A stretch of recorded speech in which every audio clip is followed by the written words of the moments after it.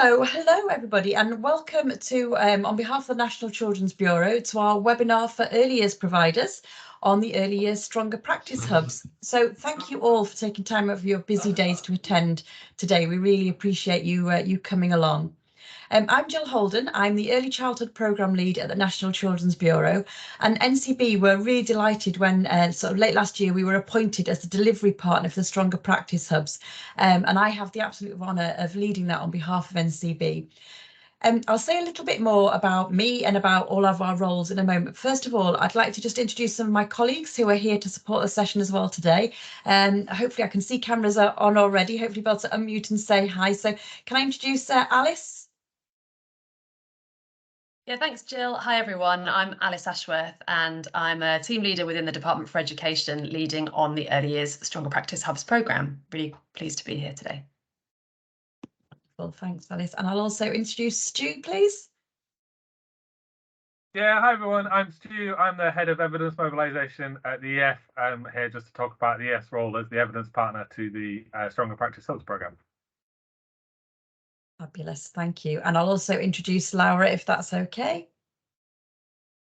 Hi everyone, I'm Laura. I'm Programme Manager at the National Children's Bureau, and I support Jill on the Stronger Practice Hubs programme. Fabulous, thank you very much, everybody. So before we go on, before we get going with all the content of the session, just want to share a couple of technical and housekeeping points, if that's okay. We're really delighted that so many of you are able to attend today's session, so that we can ensure that everybody can hear and we don't get any strange background noise or feedback or anything. Can we please ask you to remain on mute, please, if that's okay? It's fine to have your cameras. I don't think we've got so many people on that it will cause the system to crash, but that's obviously your personal choice. We have the chat box facility. I'm sure everybody's really used to working on these virtual platforms this last couple of years, but please do feel free to post questions throughout the session in the chat box, and we will do our best to monitor them. We're going to address all of the questions together at the end in a QA session, so Laura will be keeping her eyes on those and will be pulling out questions for us to answer at the end. If you do see a question that somebody else has posted that was something along the lines that you were going to post or something you think is a really great question, you can hover over the question and press the like button, and then we'll try, if we've got lots and lots of questions, what we'll try to do is skim up and down the chat box there and prioritise the ones that have been liked the most, etc. If for any reason you can't access the chat box, or you have questions after the session, or indeed you're watching this as a recording, please do feel free to email us questions in. We have a dedicated email address, which is sbh@ncb.org.uk, and I'm going to ask Laura, if possible, if you could just pop that in the chat box for us. That would be fabulous. While we're on the topic of questions, we've produced a frequently asked questions document, and it's become perhaps more than a frequently asked questions. It's become an everything and everything questions document. It's been updated with all of our learning from the first recruitment phase and through that induction period of the current hubs that we have.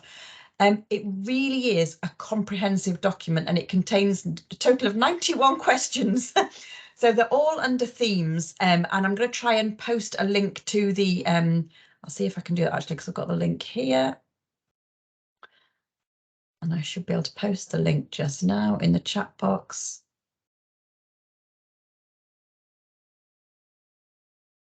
That's worked. I think hopefully if you hover on that word SPH FAQ document, that will take you straight to that FAQ document as well. So it might be worth having a look at that as you're thinking about asking questions, or it might be that we don't answer some questions because we know they're in there in more detail if we get lots of questions through.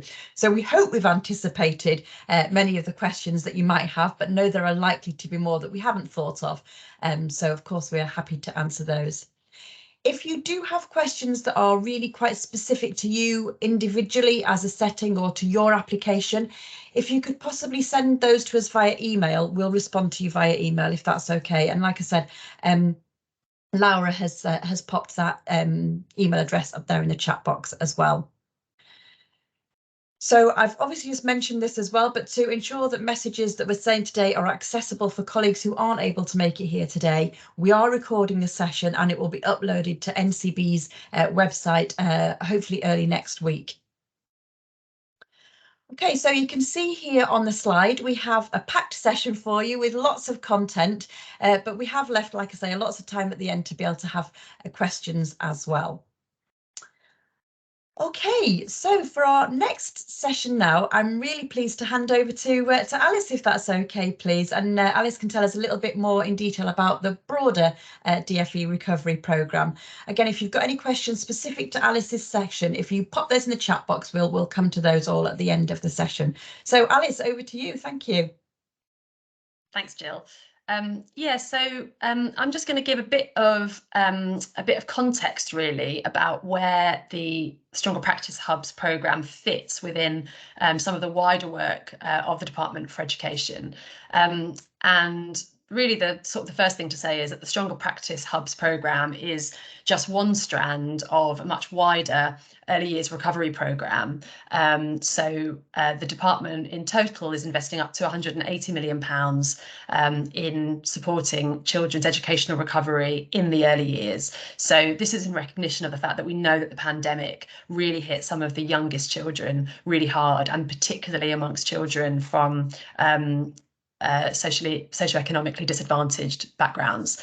And so that's why we've launched quite a wide-ranging programme of support that is really focused on trying to support the early years workforce to deliver high-quality teaching, to make sure that we make the most of the time that our youngest children have in early years settings. So that's a wide-ranging programme that includes lots of training. We have a sort of a flagship CPD programme for early years practitioners called the Professional Development Programme. We also are funding Senko Level 3 training. But I'm going to, and as you can see on this slide, I'm just going to pull out 3 of the strands, well, one being the Stronger Practice Hubs programme, which of course Jill will talk about in a lot more detail in the next few slides. But taken together with the Experts and Mentors programme and the online child development training, these 3 elements form a strand of the recovery package called the Stronger Practice programme. So just to provide a bit of context about this, so the online child development training is a universally accessible online training package. We did sort of big launch of it the week before last, so that is available free for anyone to access on the Help for Early Years Providers website. And that is intended to upskill practitioners with a particular emphasis on improving knowledge of child development. Alongside that, we're also running a peer-to-peer support programme called the Experts and Mentors programme. So this is a programme where individual practitioners and leaders of settings are getting one-to-one support. So either in-setting support from an expert who would support the leader of that setting, and then online support from mentors who can provide individual support to practitioners, which can, one way in which that support is provided is to help practitioners who are completing that online child development training, and where they have, where it throws up additional questions that they want to ask, then they can talk those through with their mentor. And like I say, taken together with the Early Years Stronger Practice programme, which is all also about driving evidence-informed practice improvements amongst the early years sector. These are also intended to support with implementation of the early years foundation stage reforms. So that's the other bit of context that I just wanted to touch on, because as you will all know, we introduced some major reforms to the early years foundation stage, which came into effect on a statutory basis at the beginning of September 2021. And those reforms are intended to bring a strengthened early years curriculum and a clearer approach to assessment. And these reforms are all about aiming to improve child outcomes at age 5, and with a particular emphasis on early language and literacy. And one of the ways in which those reforms intend to do that is by reducing unnecessary paperwork. So really trying to empower practitioners to spend more time on those one-to-one interactions with children in their setting, rather than being sort of bogged down by a lot of the paperwork that we know has plagued practitioners for a long time. So that's just to provide a bit of context, and I'll hand back to Jill to give you a bit more of an overview, a bit more of a flavour of what the Early Years Stronger Practice Hubs programme looks like. Wonderful, thanks Alice. And I think it's really useful to see that broader context of where the Stronger Practice Hubs fit within that full DFE recovery programme. So that's super helpful, thank you. So before we go into more details about the Stronger Practice Hubs and our role as delivery partner, I thought it might be useful to give you a little bit more information about the National Children's Bureau. So I've just got a couple of slides, if I can get them to click on here. So the National Children's Bureau, NCB, brings together people and organisations with a focus about driving change in society to deliver a better childhood across the UK. We pride ourselves in being collaborators and conveners, bringing people together to influence policy and practice. And you can see here on the slide some of our visions. So our vision for every child to be safe, secured and supported, and our mission to build a better childhood for every child. And within that, our ethos is very much to champion children and the importance of childhood. So children and young people are at the very heart of what we do, and the voice of children is really central to that. So one of the things that NCB is really strong on is that whole bringing people together in a variety of different ways to share learning and support practice development. And I think this is probably one of the main reasons that we're so super excited delivering on the Stronger Practice Hubs programme, because that's the absolute hub of it, bringing people together and sharing learning to make things better, improved outcomes for children. So as part of NCB, we have what we lovingly term the NCB family. So it's made up of lots of different but interlinked groups of teams, which all have different focus. So you can see here from this slide some of the different elements of our NCB family. So Anti-Bullying Alliance, Council for Disabled Children, Childhood Bereavement Network, etc. So, and we also have research and policy teams as well as core central teams as well. So the team that I belong to is the Early Childhood Unit, but we'll be able to draw on the strength and the wealth of knowledge and experience from within that wider NCB family throughout the Stronger Practice Hubs programme. And I'll talk a little bit more about specific support later on. So as I said, NCB works across the entire age range of children and young people, both from 0 to 25 years. And NCB's work in the earlier sector is led, as I said, through the Early Childhood Unit, and we focus on children aged 0 to 5. And delivery of the Stronger Practice Hub sits here within our Early Childhood Unit. So this next slide here, I've just got, thought it worth sharing a quote from Anna, our CEO, about how delighted she was when we were appointed as delivery partners for this programme. Okay, so we'll move on and I'm going to tell you, this slide here just covers what we're going to be talking about. I'm going to give you an overview of the Stronger Practice Hubs, talk about the vision for hubs, eligibility criteria, and then importantly, how you can apply to be one of our hubs. So the vision here. So our aim is to create a total of 18 Stronger Practice Hubs, and that is we're looking at having 2 hubs within each of the 9 government regions across England. So we currently have 12 hubs, and through this phase we're going to be recruiting a further 6 hubs, and I'll tell you a little bit more about exactly where we're targeting that recruitment in a moment. So the current 12 hubs were launched in November 2022, so last year. And as some of you may be aware or may have eagerly spotted there, we did recruit 13 hubs initially in November, but unfortunately, due to some unforeseen changing circumstances, one of the hubs has withdrawn, which is why we're now recruiting for 6 hubs through this phase. So as both Alice and myself have already touched on, the programme aims to support settings to address the impact of the pandemic on young children, and it aims to do that by sharing effective evidence-based practice and also around building lasting networks or utilising and building on existing local networks. So the hubs model works directly with the sector on a systems leadership approach with strong settings supporting other parts of the sector as well. And as I said, that's one of the things that NCB prides itself on as an organisation, is that being able to bring people together to share that learning. And, you know, for years we've been talking about how we really sort of want to encourage and empower the sector and give you a voice, and thinking about the challenge of enabling more peer networking, which breaks down those barriers across all different provider types. So those are some of the things that are part of this vision for hubs. So as delivery partner, NCB will lead on the relationship with the hubs, and that includes us providing support, oversight of hubs, quality assurance, as well as running the selection process the phase 2, which we're in now, went live on Wednesday, the 8th of February. So application process is now live and open, and I'll tell you a little bit more about that later. So we are really pleased to be supported by the Education Endowment Foundation, who are our evidence partners for the programme. And EEF will be able to support stronger practice hubs by providing accessible information about the evidence around early years pedagogy and also processes that support practice change. And I won't tell you any more about that because Stu will be able to talk to you about that in a moment, and I don't want to go stealing Stu's thunder. So a network of stronger practice hubs will also bring together and mobilise the sector. So developing a shared language and understanding of what that evidence-formed practice led by the systems itself. So like I say, really key to being able to support and develop the sector. So the role of stronger practice hubs. So each stronger practice hub will support settings to adopt well-evidenced practice improvements. And there are predominantly 4 ways we anticipate that this will be delivered. So I've put the 4 ways on the slide here, and I'll just briefly overview them. So firstly, there around establishing local networks of settings to share knowledge and effective practice.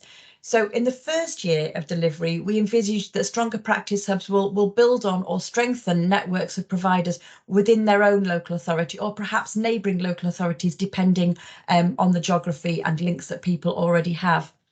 In the second year of delivery, we hope this network will expand to include providers from a much wider area within the region.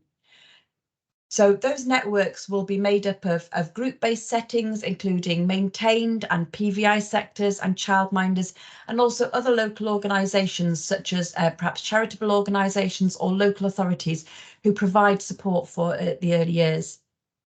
So the stronger practice hubs will lead these networks, and they'll ensure that equality of access by all provider types. So looking at how we can really foster those relationships within the networks and create a sustainable legacy for the future.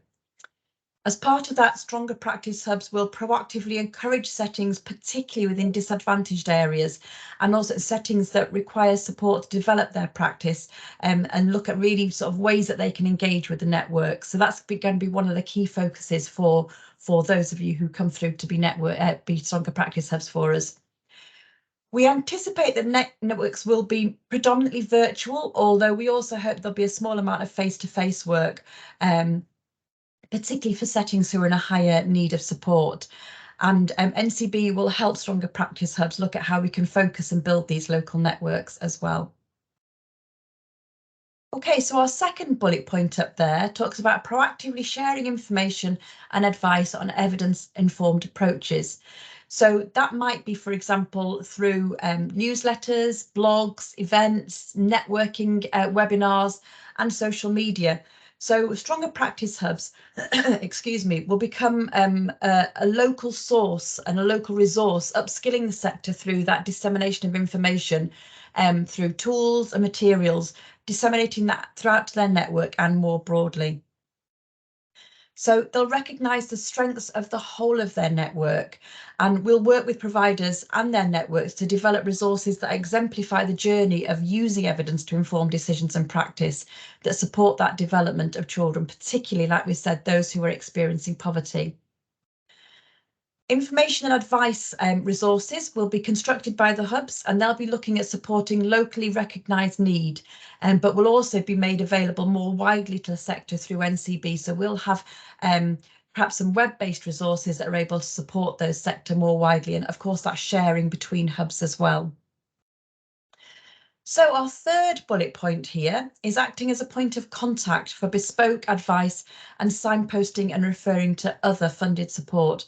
So stronger practice hubs will have a really thorough understanding of the wider early years recovery programme and a stronger practice programme in particular. So those things that Alice highlighted on her slide a few moments ago.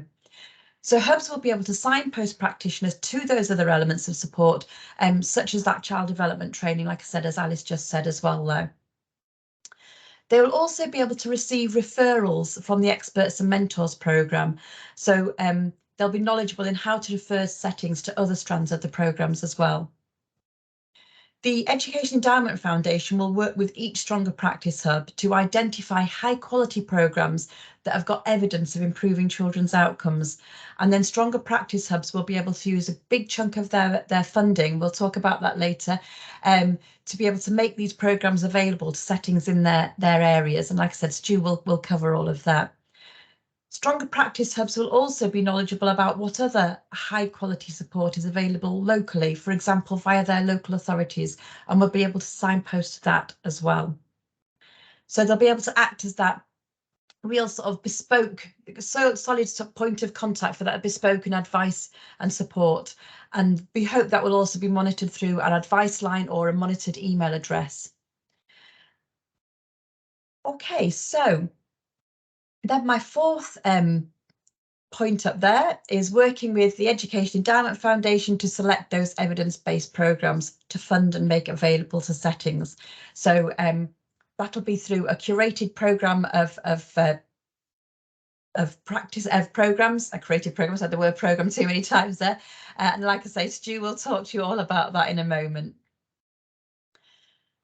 Okay, so realise we've just given you a lot of information there about so what was initially 4 bullet points, but with lots of underpinning knowledge under there. That 1, you'll be wanting to know about if you are planning on applying to be a hub, but 2, if you're wanting to access the support of hubs, it's also really useful to know about that as well.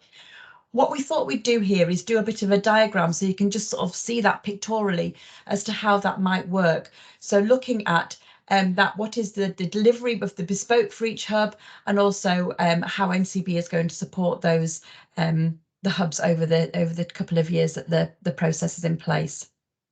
And as you can see there, the circles of the reach of the hub that gets wider into localing or neighbouring and then into the regional work as we progress through the programme. Also really important to highlight at this stage that each hub will be really quite different, and that's something that's really been demonstrated through the current hubs that we've got. So once hubs are recruited, we will be meeting with each hub individually, and that will help us scope out the work that they'll be doing. And also we'll be there on an ongoing basis to have regular meetings with you to review what you're doing and give you ongoing support. And as I've said today, we've got an information pack available. I'll talk a little bit more on our website that gives you all of the information that I'm talking about today. So I know it's really hard to take everything in as we're going through this. So I want to talk to you a little bit more about eligibility criteria. So what you need to do to be eligible to be a hub, and indeed who is eligible to be a hub. So here on my screen, on the left-hand side of the screen, you can see the information about the lead setting. So each hub will be led by a group-based setting. So the department's ambition is for hubs to be evenly distributed across England, with 2 hubs in each of the 9 government office regions. Hubs will represent both maintained and private voluntary independent sectors, including childminders, and will be funded until late 2024. So as well as location, which I'll come on to in a moment, there are 3 main eligibility criteria to become a lead for a Stronger Practice Hub. So must be a group-based setting. So as I said, that can be school-based, which could be local authority maintained, or it could be school belonging to a multi-academy trust. Or it could be a group provider that's part of a private, voluntary or independent sector. And this includes Ofsted registered daycare, which is part of a children's centre or family hubs. So must be rated good or outstanding by Ofsted, and must be providing pre-reception early education.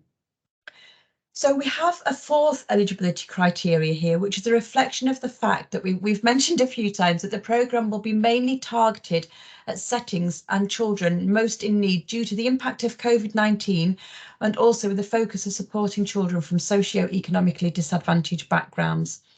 Therefore, we'll prefer Stronger Practice Hubs to be located in an area of deprivation, but we will, however, consider applications and settings that can demonstrate how they've got extended experience of working with socio-economically disadvantaged children. So each hub may have up to 5 partners, and that's including the lead setting. So you can see here on the right of my screen, if I keep looking slightly sideways, it's because I've got a split screen and I've got the slides there just to check I'm on the right bit as I'm trying to keep eye contact with you here as well. So on the right of the screen, you can see here the eligibility criteria for partners.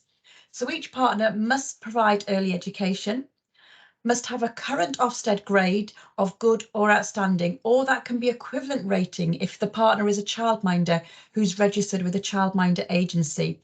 Now, if it is a childminder who's registered with an agency, the second criteria there is that the childminder agency that they're registered with must also be rated effective by Ofsted.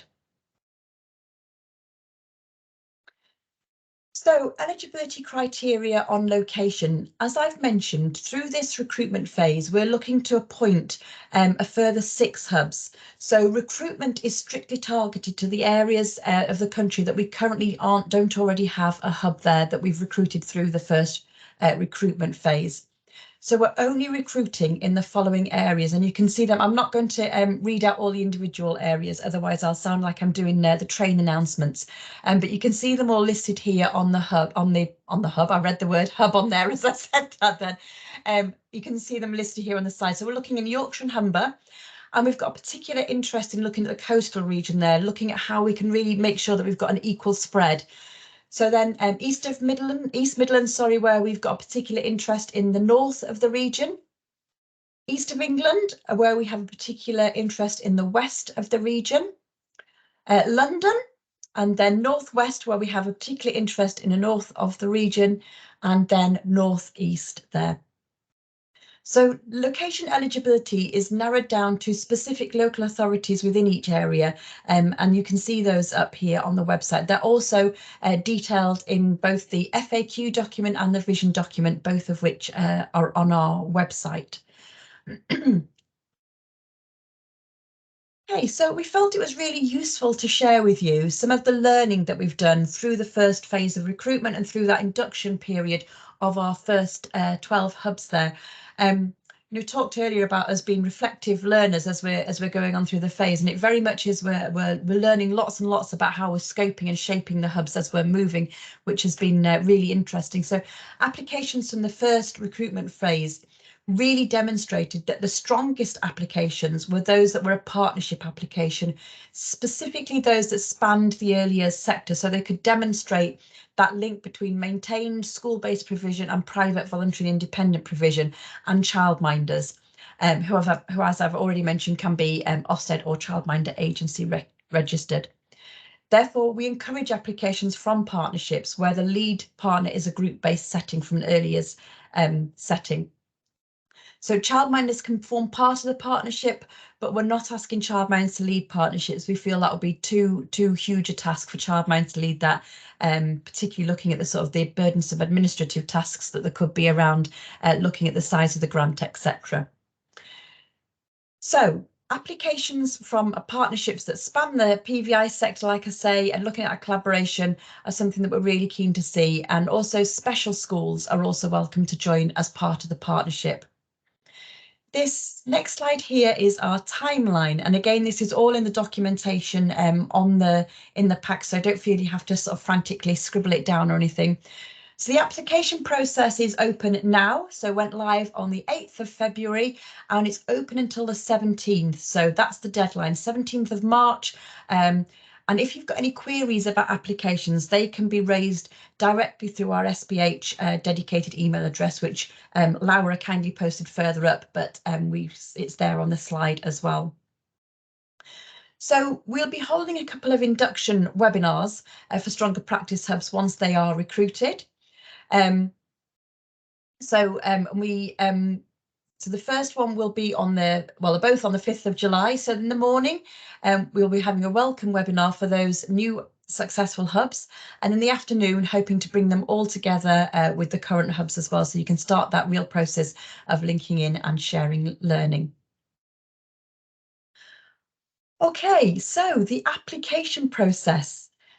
We have a dedicated page on NCB's website, and Laura, hopefully you can post that link to the website on the chat for me if you can. That would be super. But we've got a 4-phase selection process. It's really quite a robust process, and that's because we want to make sure that we really do select the settings to be right for the hubs. So starts off with a written application, then an online interview, then a site visit, And then finally, some due diligence will be undertaken. We'll also be requesting a statement from the local authority as part of the application. I'll cover that in a little bit detail in a moment. So I thought it'd be really useful to show you some screen grabs from the website so you know where you're looking. So when you get to the Stronger Practice Hub's webpage, which is part of the NCB webpage, you need to scroll down to the bottom. And at the bottom, you will see all of the information you need and all the links. There are several pages there that contain lots of information about all you need to know to apply to be a hub. And here you can see part of that, the resources that you can download here. Really important that I highlight here that the actual application form is an online web-based form, and I'm going to talk you through that in a moment. But we did put here a Word version of the application form so that you can read all of the questions together without skipping forwards and skipping backwards on the online form. But it is there just as supporting information. Please don't use that to try and send in an application. So you can see here a number of other documentation, so a vision paper, which gives an overview of the programme, and a scoring matrix. So we believe it's really important that we're open and transparent with how we'll be scoring hubs. And we would really advise you to look at all of these documentations alongside doing an application, and that will really support you to be successful in that process. So, like I said, once you get through that, there is an online application form. So you scroll through all of that information, you'll see that big pink button that you can see here that I've just done a pointy finger to, and that will take you first through to an eligibility check, which I've screen grabbed here. So applicants who don't meet that initial eligibility won't be able to progress any further on the application. It's set up in a way that it stops at that point if you haven't ticked that you meet those eligibility criteria. So once you've reached those eligibility criteria, you come through to the next stage of the application form. So here you can see I've put some arrows at the top. I'm pointing, that's no good. So you can see here at the top that you can scroll backwards and forwards to go to your previous question or your question that you want to go on to. So you can navigate forwards and backwards as well. And I've also highlighted with another arrow that's pointing upwards there that you can save your application and resume it later. And I'd really like to sort of emphasize that, because there were some people previously who somehow managed to not tick that little box and then lost what they were working on. And so we got some emails through to the inbox saying, help, if you don't tick that box, we can't retrieve it. So please do tick that box to make sure that you can get back to your work. Okay, so our selection criteria. So through the application process, settings really must demonstrate that they meet all of that selection criteria, which is based on the vision and aims of the programme and all detailed in those documents I've just told you that you need to read.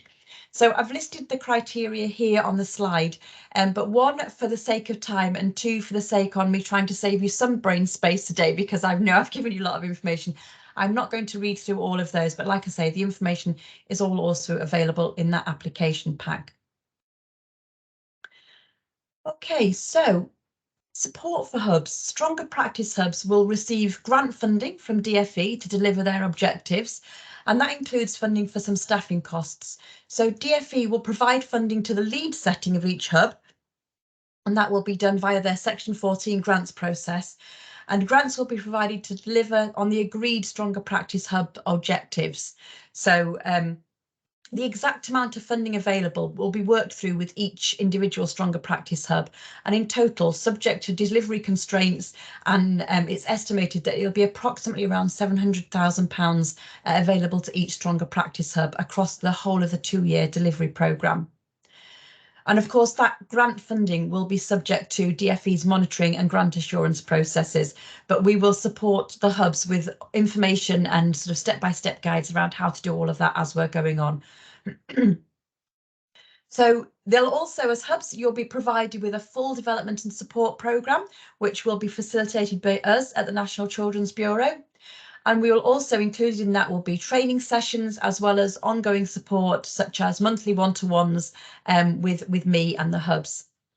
So NCB will provide training and support with regard to the practicalities of Stronger Practice Hubs, as well as delivering that quality assurance element of it as well. whilst support through around fully understanding and using and disseminating evidence-based programmes and practice, that element of the support will come through the Education Endowment Foundation. So NCB will also facilitate the bringing together of Stronger Practice Hub leads for the purpose of peer-to-peer support. Really believe that there's we don't want to reinvent wheels, and it's really important to be able to share that information across the hubs as well. So also as part of our offer, NCB has arranged for hubs to have access to some specialist support in two particular areas that we felt may need additional support. And those are firstly around including and supporting childminders, where we have some bespoke support available through PACey, and then support around supporting children with special educational needs and disabilities, which we have curated through the Council for Disabled Children. Okay, I'm now really pleased to be able to hand over to Stu from the Education Endowment Foundation. I'm sure you're also pleased for me to give my voice a rest for a moment for you as well. So I'm just going to stop sharing my slides there if I can, and give Stu a moment to be able to load up his slides, and then over to you, Stu. So thanks. Thanks so much, Jill, and hi everyone. So I'm just going to do a quick run through the support that the Education Endowment Foundation is providing, and I'm going to start with a quick intro to the Education Endowment Foundation for those of you not familiar with us.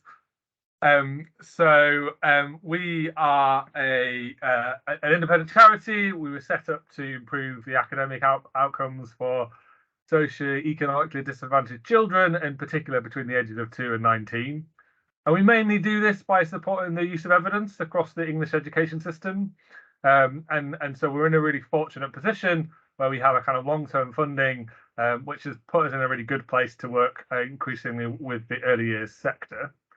One of the main reasons for doing this is because when children start school at age 5, those from disadvantaged backgrounds are already likely to be behind their classmates, and this gap only grows through schools. And as most of you will probably be familiar with, there's quite a bit of evidence and research to suggest that the narrowing the gap was slowing down and possibly even growing again pre-pandemic. And then the impact of COVID, as Jill's mentioned at the start, has disproportionately affected children in disadvantaged circumstances. And there is also some more recent evidence to suggest that the kind of recovery from that, despite everyone's best efforts, seems to be more difficult for children that have experienced poverty in particular. So there's a kind of real compelling reason why we want to help and support this work. So what do we usually do to help? We do 3 things. So we summarise the current evidence. So we start from what do we know now. We look at the existing evidence base. We look at try and look at the most kind of robust studies. And that's really taking quite a rigorous approach to draw out the collective learning from across hundreds of educators. So we're quite keen to think about the kind of collective knowledge across the system. We generate new evidence, so we commission robust evaluations of educational programmes, and we really want to do that to be able to look at the actual impact on children's outcomes, and that's to help people in the system make better decisions about which choices to make around approaches or which programs to use. And then the third thing we do is we do a lot of work to encourage evidence to be used. So it's not enough just to produce and summarize research. We want to help people actually use it in practice. And that's quite a lot of where the work that we're doing to support Stronger Practice Hubs comes from. So what we are keen to do through this work as evidence partner is to support through NCB hubs to do the best job they can as hubs. And we really want to help hubs have a good understanding of the evidence around content, so the detail of the evidence in different areas of practice, and helping with that creation of the shared language around it. We want to help hubs really understand the evidence around processes, so how to get those practices into action, how to change practice and behaviour, so that includes things like around professional development and creating change. And we want to share some of our experiences and the wider evidence around, and this gets a bit meta, I'm afraid, the evidence around using evidence, so ways to put research use into practice, which we're able to kind of draw on some. So we bring in kind of all that to bear, and we're doing it through a few things in particular that I thought were useful to kind of outline a bit today. So the first of those is the evidence store. So this was launched few weeks ago, and hopefully some of you will have seen it, engaged it, but it was particularly designed to support hubs by helping provide an accessible summary of the evidence to help you, to help hubs work with other providers and settings. And to give you the kind of briefest overview, because I think it's kind of helpful in thinking about the potential role of being a hub. It includes 2 themes, 2 areas of learning, which were identified as particularly important for the impact of the pandemic. So starts with communication, language, and personal, social, emotional development. And over time, over the next few years, we'll be building it up. And each of those themes then have a set of evidence-informed approaches, which are the kind of recommendations for teaching and learning, if you like. And each of those then has a summary of the evidence underpinning it. So for the approaches in communication language, you get things like teacher modeling language, interactive reading, those kind of things. And then where there's strong and positive evidence around the approach, it's accompanied by a list of practices and then some video exemplification and even a kind of technical summary of the evidence to kind of allow hubs to be able to dig underneath it and to be able to talk and communicate around the evidence base to other settings and other practitioners. And the screen, I've just put a few things on the screen that just kind of give you a sense of what some of those things look like if you hadn't had a chance to work with that access to the store. What we hope is that this is really helpful for hubs in thinking about the kind of content and materials that they'll share, and that advice, that bespoke advice that Jill talked about, is kind of rooted in the evidence. And over time, we're going to be increasingly working with hubs to develop the store and develop the different themes, and in particular around that exemplification, those how we kind of bring it to life and support practitioners to use it. So it is a kind of a growing and evolving piece of work. The other aspect of the work that we're doing is around programs and helping make evidence-informed programs more available to provide in settings in hub areas. And what we'll be doing is kind of curating a list and then providing support for evaluations for quite a few of them, and helping build the kind of programs pipeline in the early years. So we're really keen to do that because we think it really helps with recovery now, so it makes these programs available, but also uses this opportunity to kind of build a legacy for the earlier sector of improving the kind of evidence base and program pipeline. There will be an opportunity as well to suggest like local programs, so to try and bring in some of those programs that you think would be helpful and beneficial to the offer, and we'll do some assessment of the evidence underpinning those to try and bring those into that program pipeline. Because of the timings of this group, of this opportunity, we have done some kind of pre-allocation of programs, so we didn't want the new hubs to kind of miss out on the opportunity to bring programs to their areas. So we have allocated some programs already to those. And we provided a bit more detail in the vision document and the Q&A document in terms of what those programs are and the summaries of the costs of the program. But I've just put them on the screen so you've got some sense of what we're looking at.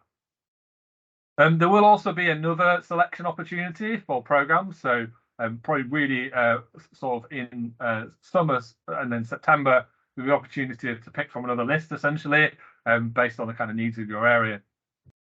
And I think Jill referred to this at the start, but it is worth kind of flagging, because that's some of the questions we've had from existing hubs, that this support for programs and support for settings in hub areas to access programs is quite a significant commitment in part of the budget. So we've given an indication in the application guidance of somewhere between £250,000 and £350,000. So it's quite a big commitment, because these programs are quite expensive, and securing access to them, etc., is useful. Jill's provided contact details for around the application process, and they're the main ones, the NCB ones. If for some reason you wanted to ask a question about the things I've talked about, so around the kind of curated list of evidence programs or the evidence store and how hubs are meant to use it, if that's helpful, I've just left the email address for EF on the list for hub applicant inquiries. Hopefully that's been useful and doesn't hit you with too much stuff at the same time, but I'll also be hanging around with Jill and Alice to answer questions too. Thanks ever so much for that, Stu. That's really useful. So I'm not going to reshare I was about to reshare my slide, but it basically says question answer session, which is now what we're going to go into. So I'll leave that down for now. So we've got Alice, Stu and myself who are able to answer questions. What I would say as well is there's probably a lot of the questions are already in that 91 question FAQ document as well. So please do take the time to read that. So I can see some questions have been coming in the chat box, and Laura has very kindly been scrolling up and down that quite frantically, I'm sure, looking at questions. So Laura's going to kindly chair this for us. So if you want to pose the questions to Alice, Stu and myself, we will endeavour to do our best to answer.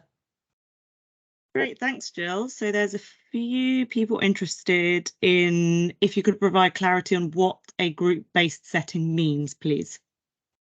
Okay, yeah, that's a really good point, and that is one that is definitely in the FAQ, but I will. So yeah, a group-based setting is any setting that provides care for multiple numbers of children, but that isn't a childminder. So childminders aren't group-based settings, but it could be a single nursery, could be a preschool, and that includes things like pack-away preschools. It could be registered daycare linked to a children's centre, a family hub. It could be a nursery that's part of a chain or a nursery that's a standalone setting on its own as well. What we would ask you to do is have a look at all the criteria there on all the documents, so you get an idea of what the hub's not what the hub's duties will be, if you like. Duties is the wrong word, but I've lost the word, so that you'll know whether you feel you're suitable for it in that respect. But yeah, hopefully that answers the question about what is a group-based provision. Doesn't have to be part of a broader chain, can be a single standalone as well.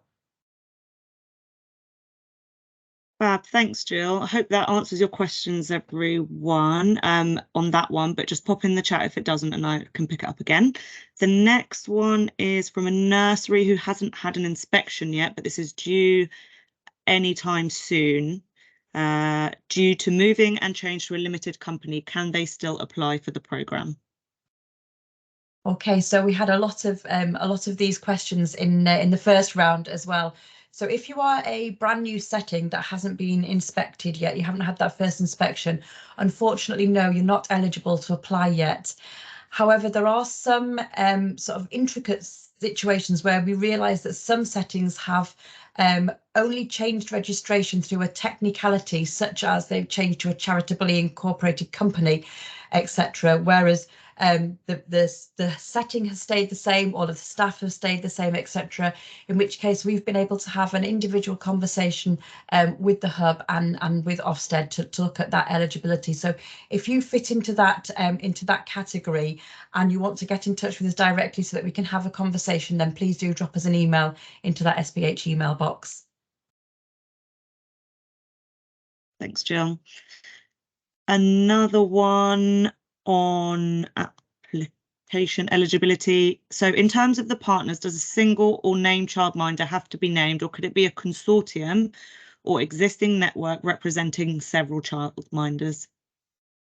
Okay, that's a really great question. Thank you. So it has to be a single name provider. So in the same way as if you are a multi-academy trust or you are one setting in a chain of nursery settings, it has to be one named provider that is part of the that's leading the hub. As far as childminders in being part of the partnership, again, that needs to be one childminder, but it could be that they are representing groups of childminders, in case, if childminders have got links into groups of childminders, that's really super helpful in being able to cascade those messages through on that. And so I'm monopolising these. Alice and Stu, if you do want to say anything on these, just butt in on me. Seeing as you've brought Stu into this, there is someone asking if there's a link to the work of the research schools. Is there somewhere we can direct everyone? Yeah, no, it's a good question. So I think I thought you meant is that sorry, I interpreted this question as, do stronger practice hubs work with research schools? But I can do both. I can answer both questions. So if you want to know more about the work of research schools, you can go to researchschool.org.uk. That's our website, and I can put the web address in the thing. If the question is more about, do research schools and stronger practice hubs work together, then we are really hoping that there will be kind of reasonable collaboration across stronger practice hubs and research schools, because there's quite a lot of reason to believe they've got things in common and things to share. It is true that a couple of the first 12 stronger practice hubs have reasonably strong connections to the research school network. So one is a research school and one is an associate research school as well. So there is definitely some natural ways to kind of transmit some of the kind of knowledge and ways of working. I think we recognise, though, that research schools primarily spend most of their time supporting schools, and there's quite a different set of challenges about supporting early year settings. So there's sort of useful exchange of knowledge information both ways, but there is a kind of distinction about the different roles and function between the two. Hopefully that helps answer the question, Lauren. Thanks, Stu. And then we've got another one about the start date of the hub. So if the induction webinars are in July, does this mean that the hub will start properly in September? I can take that one again if you want. Sali's on that chance here. So that's a really great question. So yeah, there's an induction webinar in July. We were really keen to get that in before everybody started sort of having summer holidays, etc. So that hubs had a chance to meet with each other for the new hubs and meet with the current hubs as well. So what happened with the previous recruitment round of hubs was we announced in November who the hubs were. So that will be an announcement that goes out on gov.uk and on our website around who those hubs are. We will then be starting to work individually with all of the new hubs to start to induct you into the process and to grow your delivery plan. And it's very much a case of we really want to be able to support the delivery and the development of that to make sure that we get that right and that you're supported in doing it. Thanks, Jill. Next question, will the two regional hubs be encouraged to deliver similar or same or different evidence-based interventions and support, bridging across local authorities and consistency, creating a robust regional offer?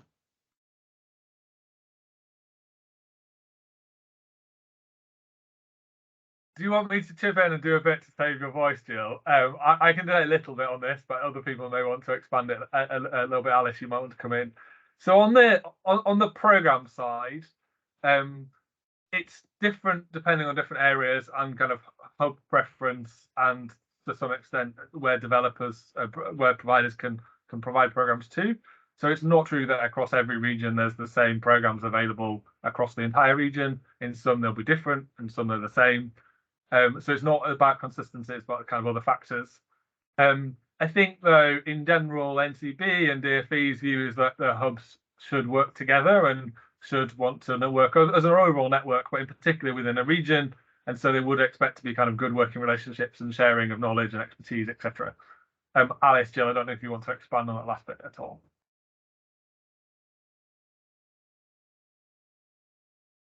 I was looking to Jill, who's managing some of those relationships at the moment with the existing hubs. But yeah, that's exactly right. That we recognise that the regions are pretty big when it comes to sort of towards the end of the programme, and that they're wide regions to cover. So we're sort of working with the first hubs around where as they sort of move into towards the later stages of delivery, which bits of the region, sort of which half of the region, so to speak, they sort of think is sort of most appropriate as their patch. But we also recognise that depending on the different skills and the relationship between the two hubs, that there may be other ways that they can collaborate and ways that they can deliver across the region. Is there anything more you wanted to add, Jill? Yeah, no, that's great. Thanks, Alice. And yeah, I think I totally agree. So where we've got hubs, we've got one hub in the areas that we're looking to recruit in, we would hope that they will meet together virtually or face to face, depending on what's physically possible, etc., to be able to have some of those collaborative discussions. And where we've already got two hubs in areas, they're already doing that and having discussions with each other, looking at where they've already got links into local authorities. So although the current hubs have already sort of started, hubs come on board as well. And like we said all the way through, we're very much keen that this is a collaborative way of working all the way across the programme. So hopefully that answers the question. So whoever posted that got 3 for 1 there. You got all of us.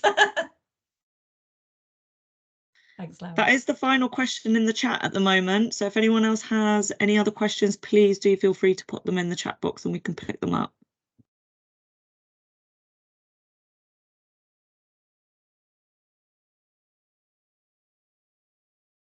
I think that might be it. I'll give a couple of moments in case anybody wants to pop anything in the chat box there. I can't tell. It doesn't come up with the little dots to tell you whether somebody's writing or not.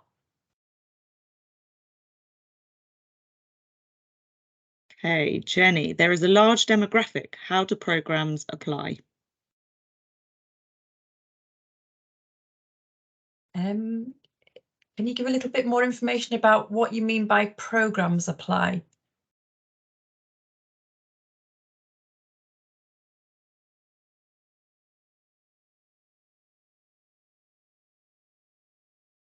Shall we pick up the question about, there's also a question about, is it easier if I just come off mute by the time I've typed it?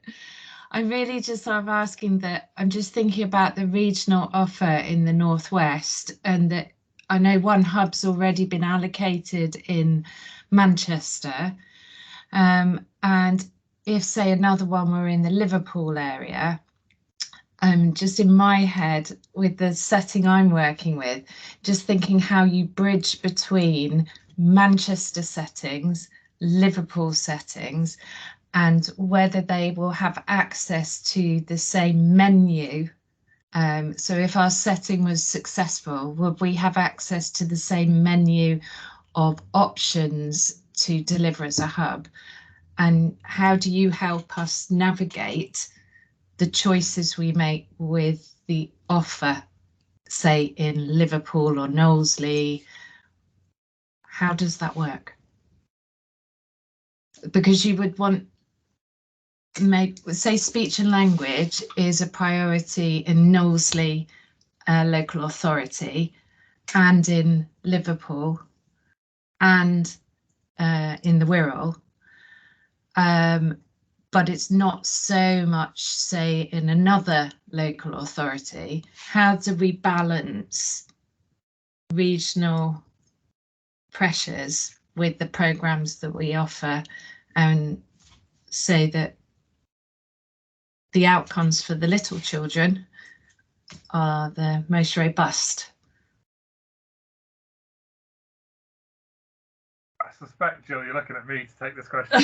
Just looking, sorry if I'm muddling everyone, but I'm just thinking at the core of communication, if you're a successful hub, that you've got a big job to.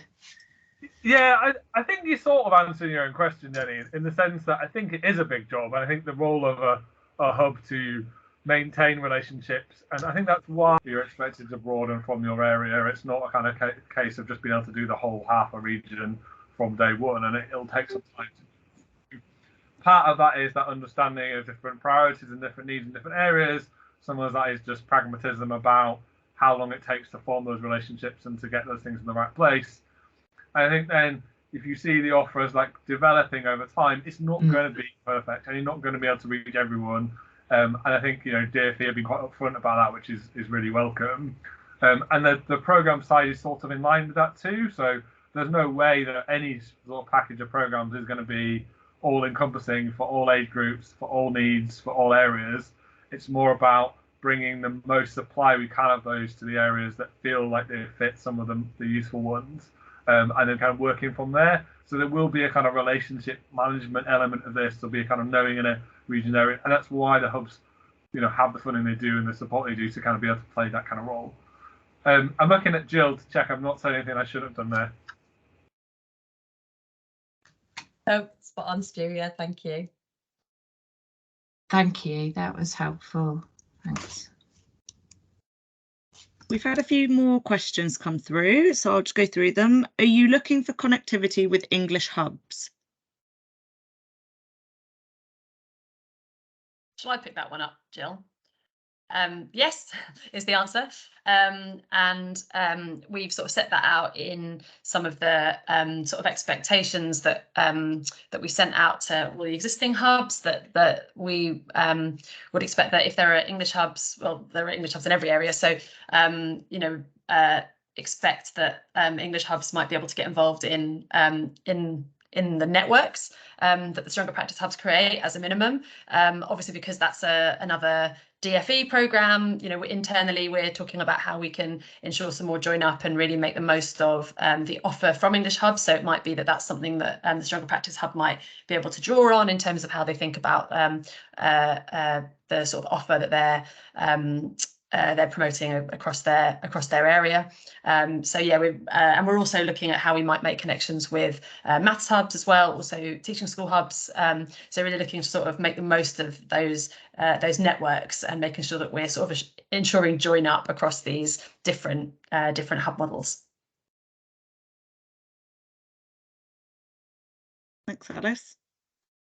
Next question, can you still apply if you've participated in the Experts and Mentors programme? Shall I take that one as well, Jill? Because that's another DFE programme. Yes. So a number of the existing hubs are already involved in the Experts and Mentors programme. Yeah, absolutely. That's not that doesn't preclude settings from applying if you've got practitioners or leaders in your setting that are involved with that programme. And in fact, it will likely to sort of help promote some of that connection between the different elements of the recovery programme. So yeah, really welcome applications from settings that are involved with that programme. Alice. Next question. I believe special schools are eligible to apply for the hub, but would there be an opportunity for a specific hub to support SEND schools?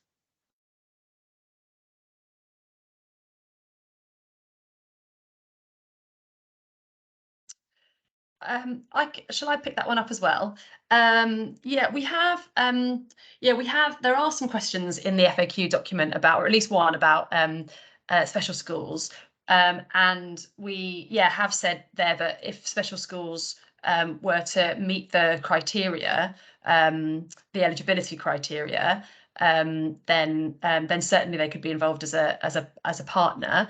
I think in terms of the offer generally, we've been clear that we think that there is clearly a role for stronger practice hubs in supporting and recognising the needs of children with SEND. I think there'd be a question of whether a special school would be able to meet the sort of the general remit of the stronger practice hub. So we aren't recruiting for a specific hub to support SEND schools because it's a regional programme. So the stronger practice hubs are being tasked with supporting all provider types in terms of early years providers within their region. So that's not something that we're currently recruiting for, but it's an interesting idea and one maybe to think about for the future. Thank you. Next question. Are we told who will join a hub if we are the lead setting, or can we invite local settings we already have a relationship with?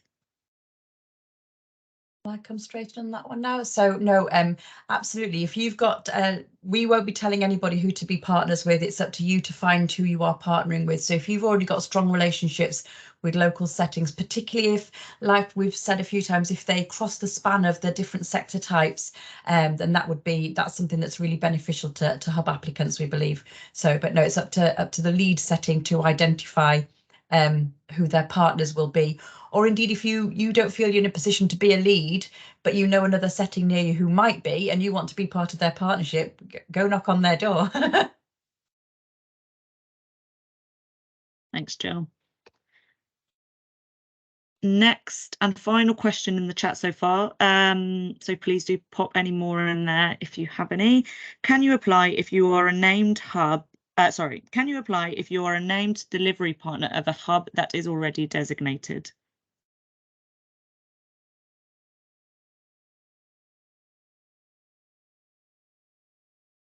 Shall I pick that up, Jill? Oh, go on then, Alice. I was about to go on, you go for it.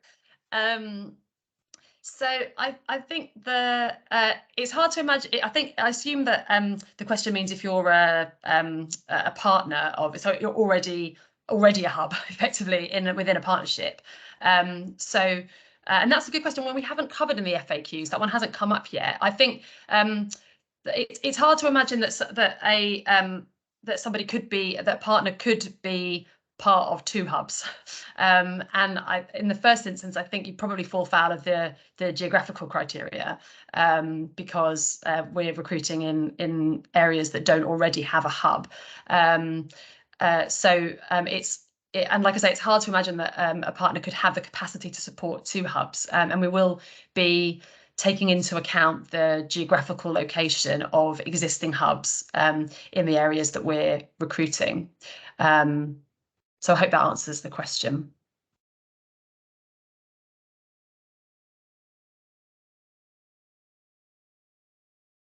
Okay, we've just had another one come through. Unfortunately, we're not in a developing area, but our nursery is placed near an Irish traveller site, so we would like to support these families. Do you think we have got any chance of becoming a hub?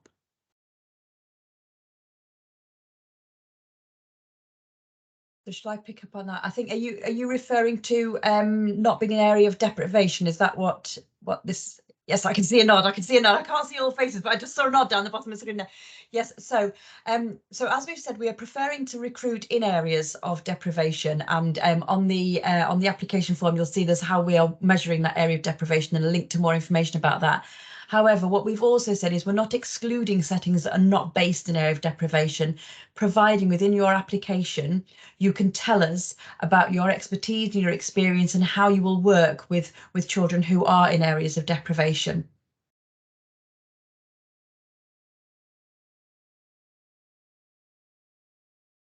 That's the last question that's come through. Wonderful, thank you very much indeed. Shall I give 30 seconds if anybody's got a final question to pop in there, because we had a sudden flurry when I gave 30 seconds before. I'm aware I've got a bit of time left if anybody wants. I'm also hugely aware I don't want to keep people here from your busy days unnecessarily. Not. Just get that coming back up there. Okay, so that's a slide I could have put up before but didn't. Okay, so this slide here is just basically different ways that you can keep in touch with us. So our website, our tweets and our email address, and you've had our email address in the chat box a few times. So before we end today, I would just like to firstly say a massive thank you. So firstly to Alice from DFE and Stu from EEF. And also to Laura for both chairing the Q&A sessions and for all your hard work behind the scenes. So Laura's done a double whammy there of doing the tech stuff and doing the questions. So massive thank you to Laura for that. But then lastly, big thank you to all of you for taking your time out to come to the event this morning. I hope you found it really useful. And I'm sure if you're anything like me, you'll press that red leave button and you'll go, oh, I meant to ask. So please do send us other questions in to that email address. We've hugely valued your input today. And I hope, like I say, hope you found it useful as well. So we're going to ask you if you would please take a couple of minutes to fill in an evaluation form for us. It's really important to us to know that where what we deliver sits well and where we can improve and where we can develop things, what's been useful and what you'd like more information of. So we're going to post a link in the chat box for an evaluation form. And once you click onto that link, it's oh, thank you very much, Laura. Brilliant. So once you click onto that link that Laura's just posted there, that'll take you through into a Microsoft Forms form, too many words form there, Jill. And once you've clicked in that and that's opened, you can press the red leave button and that'll take you out of the meeting. Sometimes I think people forget that and then sort of end up staying in the meeting when they don't need to be. So thank you very much for in advance of filling in your evaluations. There is a chance on there to ask us more questions again. So lots of opportunities for you to get in touch with us. Okay, so thank you once again for attending today. We very much forward to working with you in the future. Good luck for those of you who are applying to be hubs.